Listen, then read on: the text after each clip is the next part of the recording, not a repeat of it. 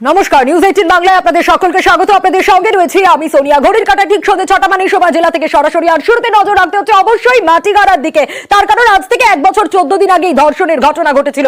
School ছাত্রীকে ধর্ষণে খুনে ফাঁসির সাজা ঘোষণা করা হলো আজ। দোষীকে ফাঁসির সাজা দিল আদালত। ফাঁসির সাজা ঘোষণা করলো শিলিগুড়ি আদালত। ঘটনার 1 বছর 14 দিনে মামলার বিচার। গত বছর অগাস্টে ঠিক এই ঘটনা ঘটেছিল, এই নৃশংস ঘটনা। বিচার পেল আজ মাটিগাড়া। আরো বিস্তারিত এই বিষয়ে পার্থ আমাদের জানাতে পারবে। পার্থর কাছেই আসবো সরাসরি। পার্থ, প্রথমেই জানতে চাইবো, নির্যাতিতা বিচার পেল, 1 বছর 14 দিন আগেই ঘটনা ঘটেছিল এবং আজ বিচার পেল সে। Rarest of the rare case বলা হচ্ছে, কেন?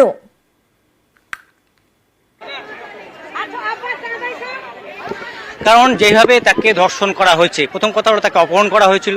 যে সে ছাত্রীটি যখন তার স্কুল থেকে, অর্থাৎ দার্জিলিং মোড়ের স্কুল থেকে যখন বাড়ি ফিরছিল তার মাটিগাড়ার বাড়ির দিকে, সেই সময় মোহাম্মদ আব্বাস তাকে দার্জিলিং মোড় থেকে সাইকেলে চাপিয়ে বাড়িতে ফেরাবে এই প্রলোভন দেখে তাকে সাইকেলে তোলে।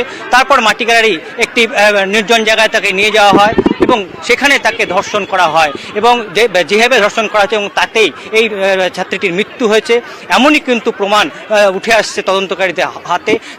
তেমনটাই কিন্তু জানালেন স্পেশাল পিপি, এই মামলা স্পেশাল পিপি। এবং তারপর তাকে খুন করা হয়। সে যখন বাধা দেওয়ার চেষ্টা করে তখন তাকে খুন করা হয় এবং সেই খুনের পর তাকে যাতে চিনতে কেউ না পারে, তখন সেই প্রমাণ লোপাটের জন্য একটা পাশেই থাকা একটা ইট দিয়ে তার মুখ থেতলে দেওয়া হয় এবং জঘন্যভাবে থেতলে দেওয়া। এবং গোটা বিষয়টি, যেখানে ঘটনাটি ঘটেছিল মাটিগাড়ার, তার পাশেই থাকা আরও একটি ছাত্রী, সে গোটা বিষয়টির চিৎকারের আওয়াজ শুনে এবং এই আব্বাসকে ঢুকতে এবং বেরোতে দেখে সেই নির্জন জায়গা থেকে।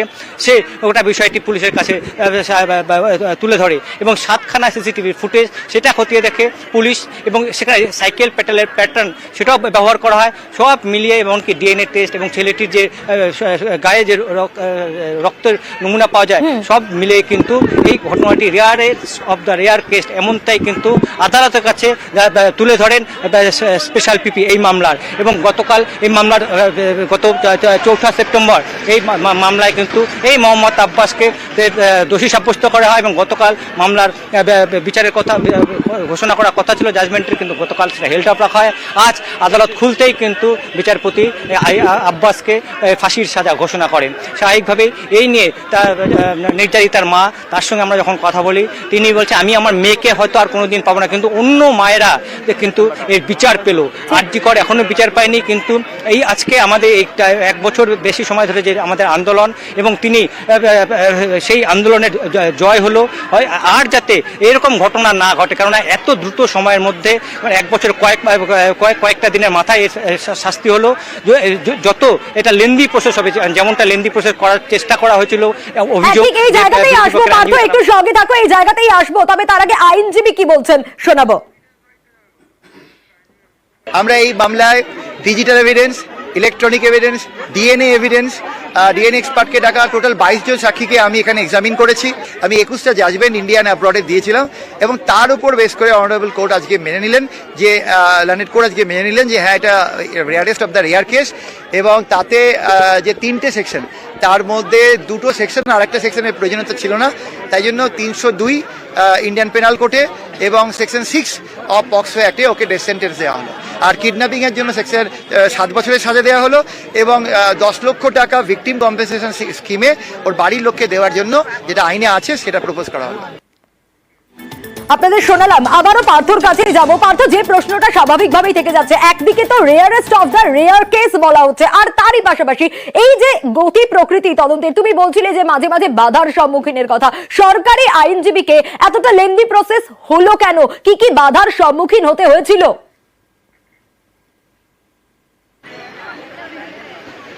দেখো, গত বছরের আগস্টে এই ঘটনা, আগস্ট, সেপ্টেম্বর, অক্টোবর থেকে একবারে ডিসেম্বর, জানুয়ারিতে এই মামলার কিন্তু এই স্পেশাল পিপি নিয়োগ করা হয় এবং তারপর তিনি যখন এই মামলায়, তাদের আশা ছিল যে এপ্রিল মে নাগাদ কিন্তু এই মামলার একটা ইতি চলে আসবে, কিন্তু তা আসেনি।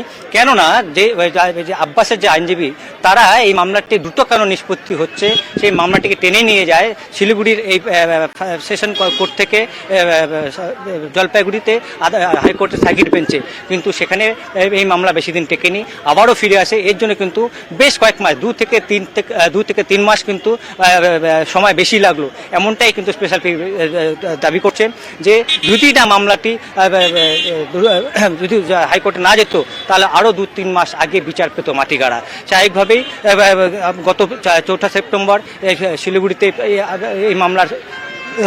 এই মামলাতে মোহাম্মদ আব্বাসকে দোষী সাব্যস্ত করা হয়, কারণ প্রথম থেকে তদন্তকারী কর্তারা জানিয়ে আসছিল এই যে ছাত্রীকে ধর্ষণ এবং খুনের ঘটনা একজনেরই কাজ, এবং মূল অভিযুক্ত এবং প্রধান অভিযুক্ত হলো মোহাম্মদ আব্বাস, যে মাটিগাড়া লেলিন কলোনির বাসিন্দা, এবং তা যেসব এভিডেন্স কোর্টের কাছে তুলে ধরেছে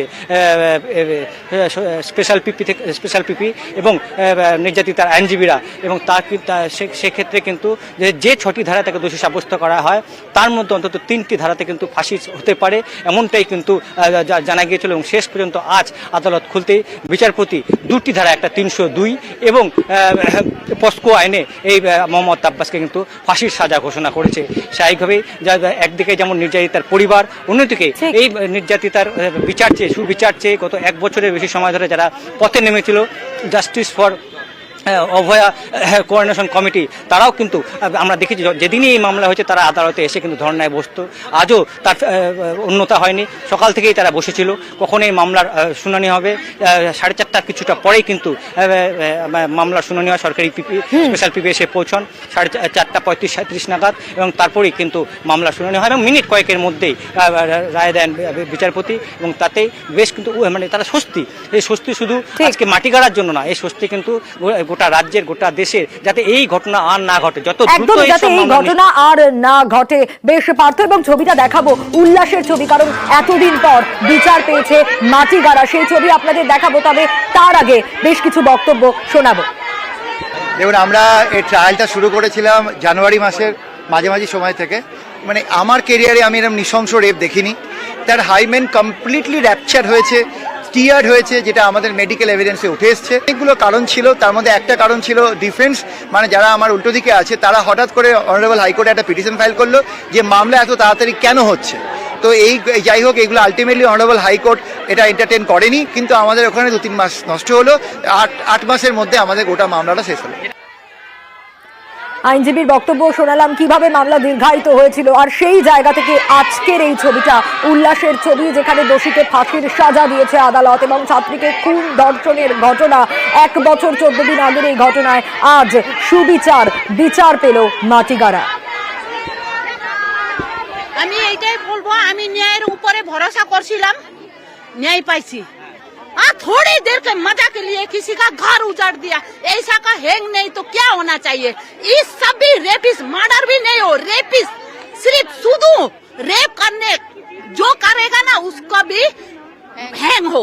আমার মেয়ে মারা গেছে, আমি ওকে পারবো না ফিরে আনতে পারবো, আমি খুশি তো নাই। আমি ন্যায় পাইছি, ন্যায়ের উপরে ভরসা রাখলে পরে ন্যায় পাবো, ওইটাই আমি বলছি।